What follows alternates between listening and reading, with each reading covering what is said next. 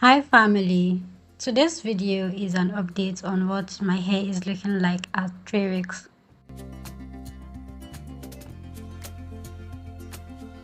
Remember how I said I have two textures, right?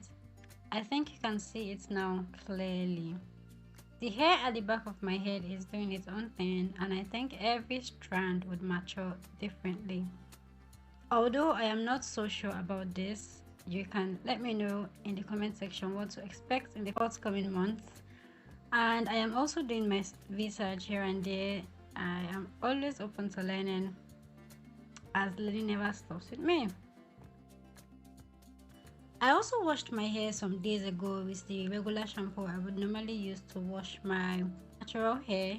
It's a natural hair shampoo, so I just think that's the only thing I can continue with right now. I know I have said this countless times, but I truly believe in the power of water, so go water your hair if you haven't done that. Yeah, spray your hair with water, wet your hair and let it air dry. If you don't let it air dry, it's going to smell.